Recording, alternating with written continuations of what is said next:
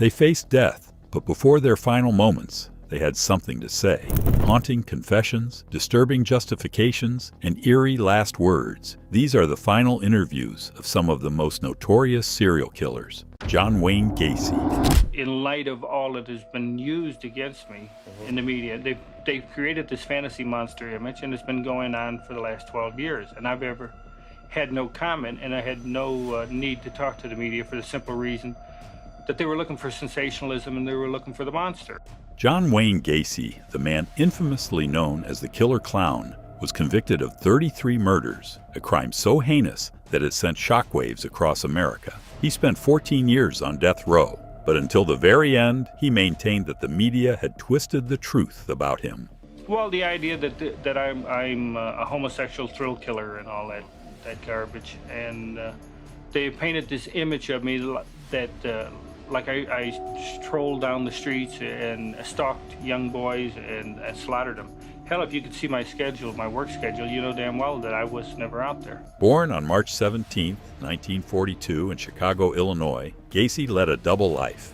By day, he was a successful businessman, deeply involved in local politics. By night, he was a predatory serial killer, luring young boys into his home under the guise of construction jobs, sexually assaulting them and strangling them to death. Many of the bodies were buried in the crawl space beneath his house. Despite confessing to his crimes upon his arrest in 1978, Gacy later denied any involvement.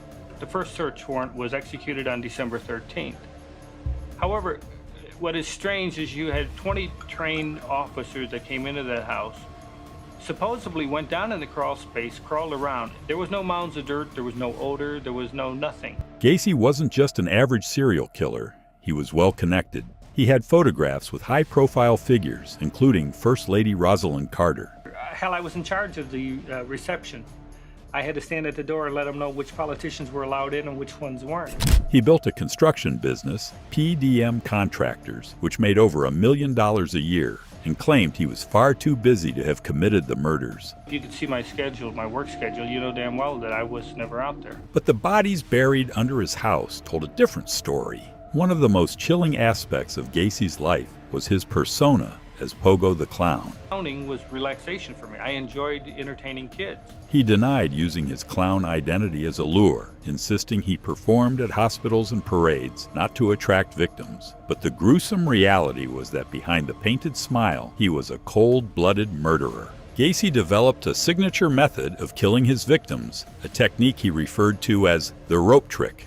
So if you're going to kill somebody, you just put it on their neck and twist it 3 times or 4 times or whatever, till the person stopped moving. After murdering them, he disposed of the bodies either in the crawl space beneath his home or dumped them into rivers. I couldn't get down in the crawl space that easy, and then I had to bum back to begin with. You got to crawl on your belly to move around in the crawl space. There is no way that I could have done any of the digging down there. Even with 29 bodies found on his property, Gacy insisted that others were involved in the killings. We believe there was 4 people involved, and that would be Michael Rossi, David Cram, Philip Paskey. Gacy accused his employees, including Michael Rossi and David Cram, of playing a role in the murders. He even went as far as suggesting that a child trafficking ring led by John Norman was connected to the crimes. They were making snuff films with young boys. To me, they were pimping them off. They were selling them. Yet, when pressed about his first known victim, Timothy McCoy, he admitted, he was killed in the house in self-defense. Gacy remained defiant until the end, convinced that the police had botched the investigation and that he was wrongfully convicted. Just like I consider myself the 34th victim. On May 10, 1994, at 12:58 a.m., John Wayne Gacy was executed by lethal injection. His final words before dying, "Kiss my ass." Ailien Waros. Ailien Waros, often referred to as America's first female serial killer, was executed by lethal injection on October 9, 2002. After killing 7 men along Florida highways, she insisted she was forced into it, a victim of a cruel world that exploited her, only to discard her when she was no longer useful. Her final interview was a chaotic outburst of rage, conspiracy theories, and bitter defiance.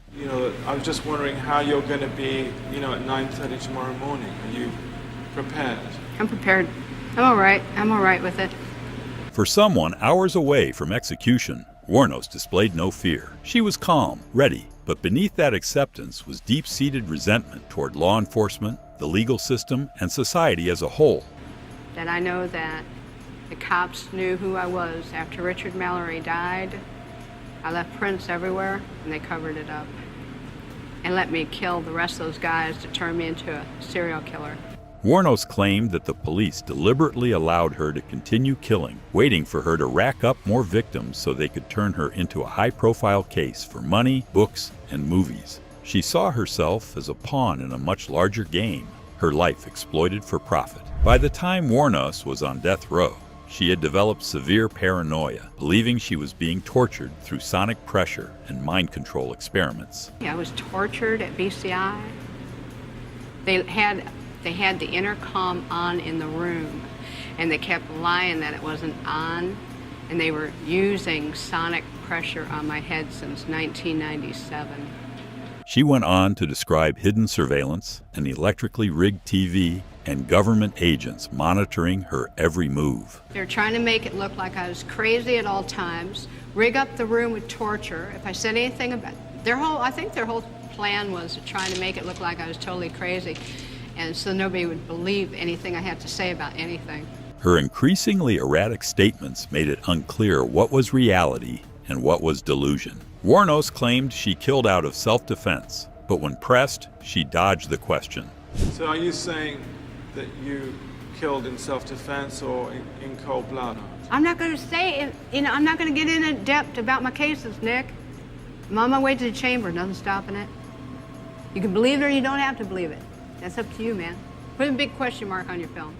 She went from claiming self-defense to outright admitting to the murders, suggesting her hatred for men and society fueled her killing spree. She saw herself as a victim, but also showed no remorse. I think it's going to be more like Star Trek beaming me up into a space vehicle, man. Waros believed in life beyond Earth, that her execution would send her to another planet where she could start over. At 9:47 a.m. on October 9, 2002, Ailien Waros was executed by lethal injection. Her final words before entering the execution chamber were, "This is the last time I'm gonna say it. You have to kill Ailien Waros, because she'll kill again." By Arthur Shawcross. Arthur Shawcross, also known as the Genesee River Killer, was convicted of 11 brutal murders, including sexual assault, mutilation, and alleged cannibalism. Before his death from cardiac arrest on November 10, 2008, Shawcross gave a disturbing final interview inside Sullivan Correctional Facility, where he detailed his twisted fantasies, lack of remorse, and horrifying confessions.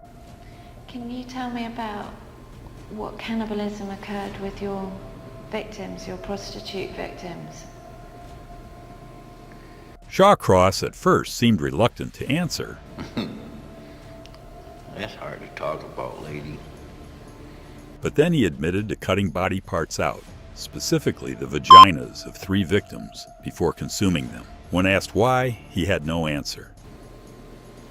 Why? I don't know.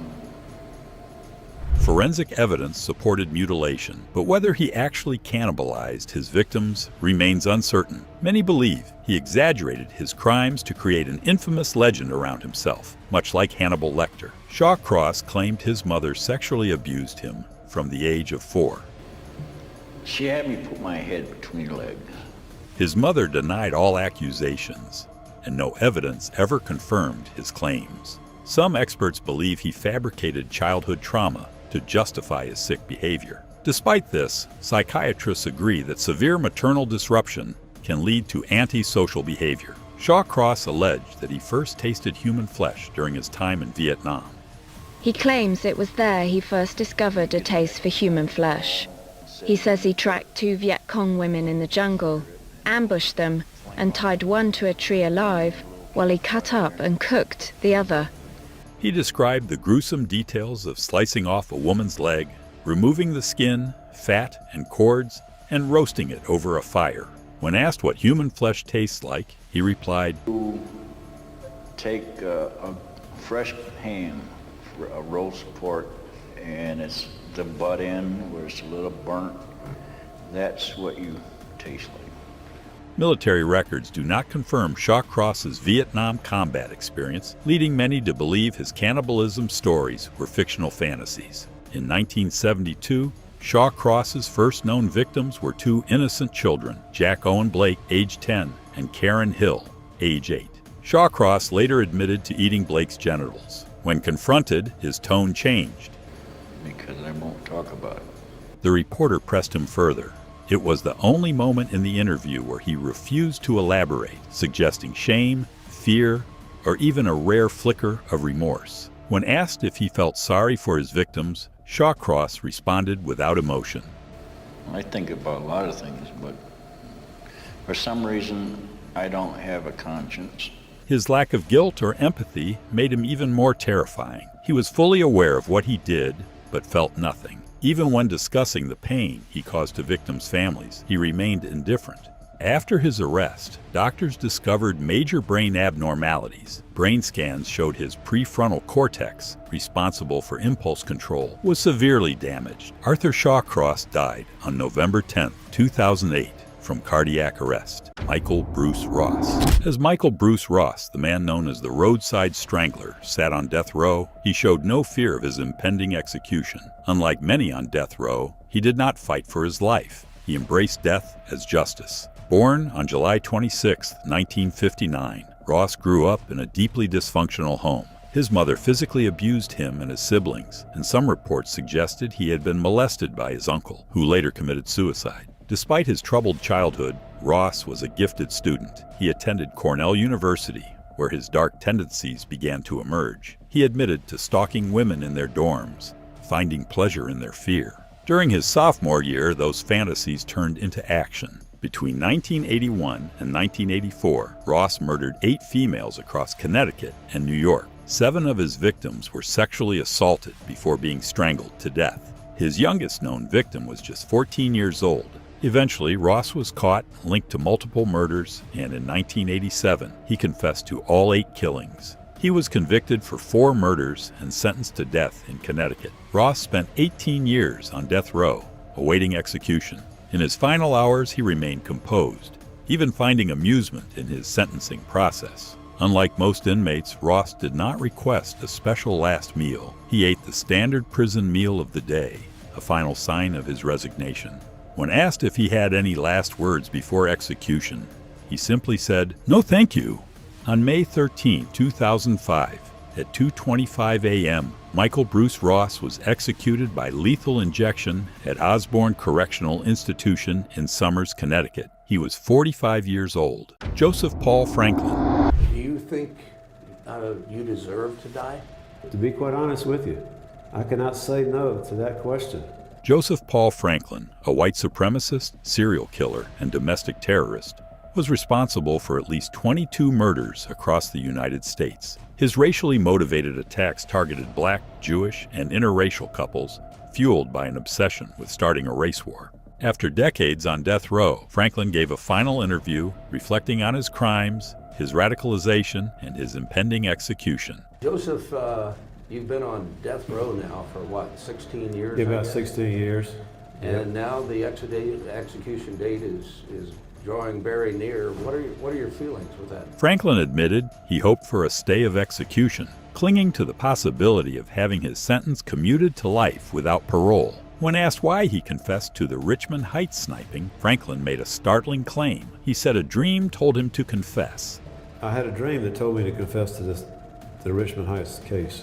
However, he also suggested that his confession was a survival tactic, revealing that guards at the Marion Federal Penitentiary had planned to kill him after he assaulted one of them.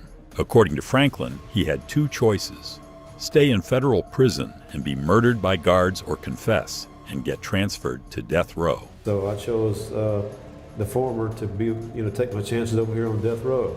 On October 8, 1977, Franklin opened fire outside a synagogue in Richmond Heights, Missouri, killing Gerald Gordon and injuring 2 others. When asked why he did it, Franklin's response was chilling. I thought I was actually doing the right thing. He admitted that his hatred for Jewish people was fueled by Nazi literature, particularly Mein Kampf. And when you continue reading that crap all the time, you eventually start to believe it. It just starts to soak into your psyche, I guess, At just 18 years old, Franklin became involved with the American Nazi Party, immersing himself in white supremacist propaganda that brainwashed him into committing murder. Do you remember the details of that day? Yeah, most of them. Yeah, I remember what happened. Franklin waited outside the synagogue with a sniper rifle, aiming at unsuspecting worshipers as they exited after a bar mitzvah. As soon as he saw a group of people, he opened fire, hitting Gerald Gordon. He then fired several more bullets randomly before dropping his rifle, jumping on a bicycle, and escaping. Despite his hatred-fueled attack, Franklin admitted that at the time, his overwhelming feeling was fear. I know I was, very afraid, you know what I mean? I don't know why, just terrified sitting there. He did not feel remorse at the time, only fear of being caught by the police. Franklin admitted that the attack was a terrible crime, saying he deeply regretted his actions. He blamed his actions on mental illness, saying his mind had been warped by Nazi ideology. By 1980, Franklin had killed at least 22 people across multiple states. When asked about the total number of his victims, Franklin refused to answer. Well, I really don't want to go into any numbers at this point in time. His murder spree included interracial couples he deemed race traitors, black men and women, Jewish targets, including his synagogue shooting, Larry Flint, the publisher of Hustler magazine, whom he attempted to assassinate in 1978. When asked if he deserved to be executed, Franklin gave a rare moment of truth. To be quite honest with you, I cannot say no to that question. He accepted his fate, but held on to the hope of a last-minute stay of execution. After decades in prison, Franklin claimed to have abandoned his racist beliefs after studying world religions. He said he regretted everything he did, blaming his violent past on Nazi propaganda and ignorance. He even expressed a desire to reach out to Gerald Gordon's family and apologize, though he was advised not to. But I would apologize to her right now, tell her I'm sorry for the horrible crime that I committed and ask for her forgiveness. On November 20th, 2013, Joseph Paul Franklin was executed by lethal injection at Bonne Terre, Missouri. His final words in his last interview were an admission of guilt. Joseph Paul Franklin's reign of terror ended in execution, but the scars of his crimes still haunt his victims and their families. Wesley Allen Dodd. Why do you want to be executed? I have to be. Because I will kill again. No, I would do it again. I've been molesting kids nonstop since I was 13 years old, over half my life. Anything happened, I can guarantee I'd do it again, and sooner or later I would kill another child. Unlike most serial killers who deny their crimes, Wesley Allen Dodd openly admitted that he was beyond saving. He had no remorse, no hesitation, only a dark certainty that if he was ever free again, he would continue his reign of terror. On September 4th, 1989, Dodd set out with a filler knife and shoelaces, looking for victims in David Douglas Park, Vancouver. He lured two brothers, Cole and William, into a secluded area, tied them to a tree, and assaulted them before stabbing them to death. The brutality of the crime stunned investigators, but it was only the beginning. Dodd struck again, targeting Lee Isley, a young boy he abducted, tortured, and eventually strangled to death in one of his most heinous crimes. He later confessed that he enjoyed every moment of it. Despite this, he claimed to occasionally reflect on the horrors he committed. "How do you live with yourself daily?" the interviewer asked. Dodd exhaled. At times it's not easy. I said there's times I think about what I've done. I think about some of the things the boys said before they died, and that's real hard to think. His capture came in November 1989, when he attempted to kidnap a boy from a movie theater restroom. This time, the child fought back, alerting security. Dodd fled, but in a cruel twist of fate, his car broke down, allowing the boy's father to catch him. He was arrested, and during interrogation, he admitted to 3 murders and multiple assaults. Given the choice between lethal injection and hanging, Dodd chose to be hanged, the same method he used to kill his last victim. When asked if he looked forward to dying, his answer was unsettling. In a way, yeah, I think it'd be a relief. I don't have to think about all these things anymore. On January 5th, 1993, at 12:05 a.m., Wesley Allen Dodd was executed by hanging at the Washington State Penitentiary, the first hanging in the U.S. since 1965. Ted Bundy. Do you deserve the punishment the state has inflicted upon you? I deserve certainly the most extreme punishment society has, and I think society deserves to be protected from me and from others like me, that's for sure. As the hours ticked down before his execution, Ted Bundy, one of the most infamous serial killers in history, sat down for his final interview. It was January the 23rd, 1989, and by the next morning, he would be dead. He spoke calmly, yet his words carried a chilling weight, an acknowledgement of the horrors he had committed. His crimes spanned years, leaving a trail of victims across multiple states. Bundy's charm and intelligence masked the monster within. He would lure unsuspecting women by pretending to need help, sometimes wearing a sling or a fake cast, only to kidnap, assault, and murder them. In 1975, he picked up Lynette Dawn Culver, offering her a ride. He took her to a hotel, assaulted her, and drowned her in the bathtub. She was just one of at least 33 women Bundy is believed to have killed. His methods were as brutal as they were calculated. Many victims were beaten unconscious, strangled, and even decapitated, with Bundy keeping their severed heads as trophies in his apartment. Despite his public image as a charming law student, Bundy's appetite for violence was insatiable. He confessed to being heavily influenced by pornography and alcohol, saying they fueled his fantasies until he could no longer stop himself from acting on them. When asked about his first murder, Bundy described waking up the next morning in horror, but the remorse never lasted. Over time, he became desensitized to the violence. Bundy was finally captured in 1978 after a cross-country killing spree that ended in Florida, where he brutally murdered 2 college students and a 12-year-old girl, Kimberly Leach. The public outcry over her death was overwhelming. When asked about Kimberly Leach's murder, Bundy struggled to respond. I can't really talk about that right now. That's too painful. His trial became a media spectacle, but in the end, justice caught up to him. Bundy was sentenced to death by electrocution and spent nearly a decade on death row.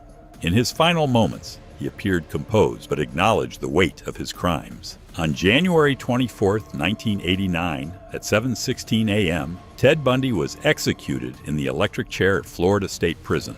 Carol Cole. Do you deserve to die? Cole paused, then nodded.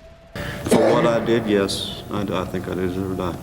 Hours before his execution, Carol Cole sat in his prison cell, calm but visibly drained. He admitted time was moving fast, the weight of his crime settling in. Yet, despite the reality of death creeping closer, he showed no desire to fight for his life. Why not fight for your life? The interviewer asked. I just don't care to. That same apathy had fueled decades of killing, with Cole claiming at least 35 victims, most of them women. His methods were cold and calculated. He would strangle, stab, and drown his victims, often targeting vulnerable women in bars, motels, and isolated areas. In some cases, their bodies were dumped in rivers. In others, they were left in remote locations where no one would find them for weeks. One of his most gruesome murders was that of Marie Cushman in Las Vegas, 1979. He met her in a bar, charmed her just enough to lure her to a motel, and once they were alone, he wrapped his hands around her throat and strangled her until she stopped breathing. But of all his crimes, one victim haunted him the most, an 11-year-old girl he killed in the 1960s. But I thought about it and condemned myself for many years. Cole admitted. Because I can just imagine what her life might have been like. After serving 5 years in prison for that crime, Cole came out even more violent. Over the next 9 years, he murdered 14 more women, each death more brutal than the last. His victims weren't just statistics. They were mothers, daughters, and sisters, all unsuspecting until the moment he decided they wouldn't live another day. By 1981, his luck ran out. Investigators linked him to 3 murders in Texas, and he was convicted and sentenced to life in prison. But after his mother's death in 1984, something changed. He confessed to additional murders, handing himself over for a death sentence in Nevada. As execution neared, a lingering fear remained. On December 6, 1985, at exactly 2:01 a.m., Carol Cole was executed by lethal injection at Nevada State Prison. Oscar Ray Bolan. Imagine spending 28 years in this room. There's no way to describe it. Oscar Ray Bolan had spent 28 years on death row, convicted of 3 brutal murders, yet he insisted he was not the man responsible. Born on January 22, 1962 in Portland, Indiana, Bolan's life was marred by abuse and violence from an early age. His father beat him regularly, and his mother once walked him to the school bus on a leash. This unstable upbringing led him into a life of crime, with his first arrest for theft at 15. By the mid-1980s, Bolan had moved to Florida, where he worked as a carnival worker and married his girlfriend, Cheryl Hafner. But behind the illusion of normalcy, women were dying. On January 25, 1986, Natalie Blanche Holly, a 25-year-old night manager at Church's Fried Chicken, locked up the restaurant and walked to her car. She never made it home. The next morning, her body was found, stabbed repeatedly. Months later, on November 5, 1986, Stephanie Collins, a high school student, vanished after leaving work. A month later, her body was discovered wrapped in sheets and towels, with her skull crushed, and stab wounds covering her body. That same day, 26-year-old Terry Lynn Matthews went missing. Her car was found running outside a post office, but she was nowhere in sight. Later, her body was discovered in the woods, wrapped in a white sheet, her throat slashed. Bolan might have evaded justice longer, but in 1987, he and 2 other men kidnapped, raped, and attempted to murder a waitress in Ohio. When he tried to shoot her, the gun jammed, forcing them to dump her on the highway instead. The waitress survived and identified Bolan, leading to his arrest and a 22-year prison sentence. It wasn't until his ex-wife's new husband called a tip line that investigators connected him to the unsolved murders in Florida. His half-brother and cousin testified against him, sealing his fate. Even as his execution approached, Bolan refused to admit guilt, but the evidence and the testimony told a different story. On January 7, 2016, at 10:16 p.m., Oscar Ray Bolan was executed by lethal injection at Florida State Prison. His final words, "At least I had options. There are worse ways to go." Ed Wayne Edwards. I was always a schemer. I was always thinking of ways of making money. I've always been into crime. In his final interview, Ed Wayne Edwards admitted to plotting the cold-blooded murder of his foster son, Danny Boy Edwards, all in the name of greed. Unlike most killers, Edwards thrived on notoriety, craving attention, even as he confessed to his horrific crimes. When asked if Danny was truly his son, he was blunt. He was not a foster son. He was not an adopted son. He was someone that we had taken in. Edwards had spent decades deceiving people. Born on June 14, 1933 in Akron, Ohio, he was raised in an orphanage where he suffered physical and sexual abuse from nuns. By his early 20s, he was robbing gas stations, escaping prison, and making headlines. He even landed on the FBI's most wanted list. But after a third arrest, he managed to secure parole in just 5 years. At first, it seemed like he had turned his life around. He got married, wrote a book, and even became a motivational speaker, appearing on TV shows. But behind the scenes, Edwards was still a killer. In 1977, he shot and killed a couple, William Lavaco and Judith Straub, execution style, in a field. 3 years later, he stabbed and strangled 2 brothers, Tim Hack and Kelly Drew, leaving their bodies in the woods. But his most sinister crime was the calculated murder of his own foster son. Danny was a young soldier in the U.S. Army, and Edwards saw him as nothing more than an insurance payout. He convinced Danny to desert the military, then took out a $250,000 life insurance policy in his name. The scheme was simple: lure Danny into the woods and execute him. I told him that there was a fellow in Youngstown that was going to come by, pick him up, and hide him out for a couple months, and then he would be clear. He wouldn't have to worry about anything. Edwards then left the body partially covered, checking back every few months to make sure it was still there. When wild animals scattered the remains, he collected Danny's skull and threw it into a field, ensuring police would never find it. He thought he had gotten away with it. For years, his crimes went undetected, until an unexpected tip-off from his own biological son led police to him. Once in custody, Edwards confessed to multiple murders, but initially denied killing Danny. It wasn't until a jailhouse confession that authorities had enough evidence to charge him. Unlike most death row inmates, Edwards chose lethal injection himself, claiming his body was too weak to keep living, but he never made it to execution. On April 7, 2011, Ed Wayne Edwards died of natural causes, 4 months before he was scheduled to be put to death. His final words, "I am not proud of any of this, and I certainly wouldn't recommend it for anybody to follow."